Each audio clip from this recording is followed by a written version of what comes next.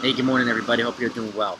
So, I want to talk about this offseason. The MLB offseason, I think, is going to be pretty interesting this year. Not only do they have the CBA that's being negotiated, so there's going to be a lot of things that'll change, which I think will force teams to either spend more, spend less, or spend differently, and make moves that they weren't likely to make before.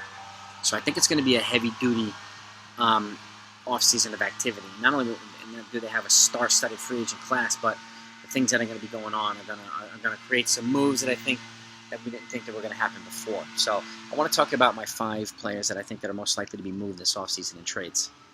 And for whatever reason, I just think they're going to be moved. And because of teams' finances or other teams that might be better use and fit and so on. But I want to start with Sonny Gray. He, I think, is a prime target to be moved to the West. He's from the West Coast. I think he's best off staying in the National League, and being sent to a team probably like the San Francisco Giants, who can use another pitcher. Their pitchers are getting older, and even though Gray's getting older as well, he's still younger than a lot of those guys. And I think he would have a good value there. He provide, especially for a team that's been surprisingly awesome this year. I think another starting pitcher to their stable would be a good boost to them and a good addition to them. And so I see him being moved to, there or Arizona or something like that, where, like Zach Greinke had a change of scenery and he turned into a world beater. I could see the same thing happening for Sonny Gray. He's pitched well with the Reds, but I think it's time for him to move to the West Coast, where he's kind of a better fit, like he was when he was with the A's. Now, I could see Luis Castillo being moved too, but I think Sonny Gray is the most likely of the two to be dealt at this point. Number 2 is Matt Olson. He's another one that a lot of people probably don't think is going to be moved, but his value is at an all-time high with the A's, just like Matt Chapman is, and they're both superstars, and they have one more year until they're free agents. So they're free agents in 2023, both of them, and they have this is his best year of his career, Matt Olson. And the A's, who are known for being stingy in the financial side, who are not going to spend the money to extend either one of these guys, are in the best position to move Olson this offseason, more so than Chapman. There's a chance they might move both. There's a chance they might not move either. But I could see if anyone's going to get moved this offseason, it's going to be Olson. There's going to be teams lining up for him. Okay? One of the best one of the best first basemen in baseball. Got an arsenal of a lefty bat, good defense. He's a good contact hitter. He's pretty much the best, or one of the top 2 or 3 best overall first basemen in all of baseball. Period.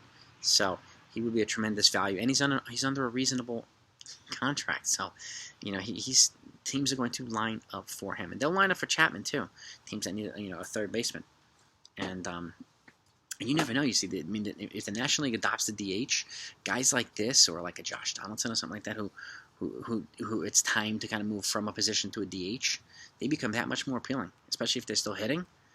And I'm not saying Matt Chapman's there yet, but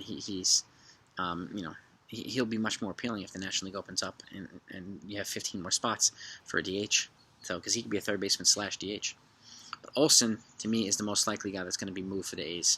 They're not going to pay the money to re-sign him. And like I said, they're not going to pay the money to re-sign Chapman. So at some point, they're going to trade him and restock this farm and the team with other players to continue to do the same thing. Let them get to the point where they become superstars that are going to be free agents, trade him again, and recycle. That's what the A's do. But I see him being moved. Number 3, Luke Voight. Just a step below Matt Olson, obviously, in terms of the level of first baseman, but he's another one. He's got 3 years of team control on the cheap, so that makes his value extremely high. Okay, he's healthy again, and he's got obvious power. He was the major league home run leader last year.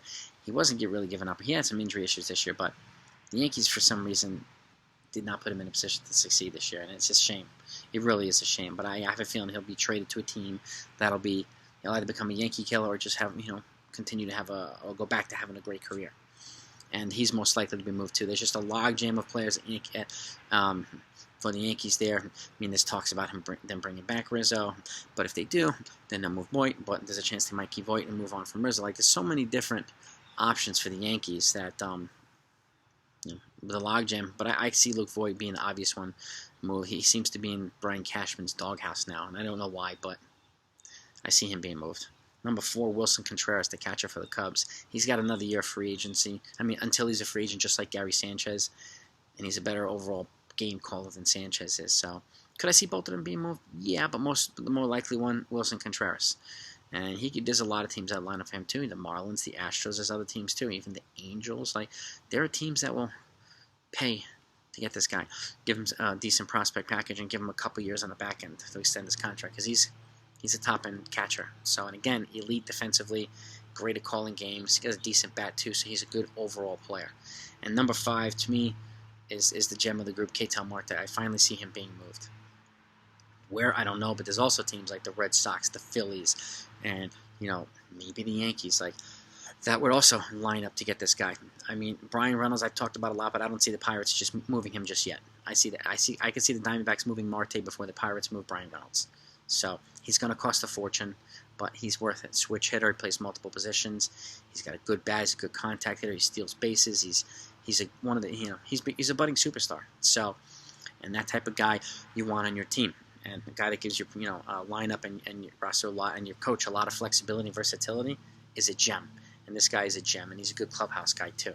So those are my 5 most likely guys to be moved. Let me know what you think. I mean, I'm sure there's other people as well, but and I'll probably get to that too. But what I'm going to do later, I'm going to follow up with this video later on and do my predictions on where I think these 5 guys are going to go. So hit the subscribe button if you haven't yet, if you want to see it, and hit that bell icon so you don't miss it, so you know anytime I put out a new video. But if this is your first time to the channel, welcome. If you like good baseball content, make sure you become a subscriber, because I have a lot of good stuff coming. So have a great day, everybody. Talk to you later.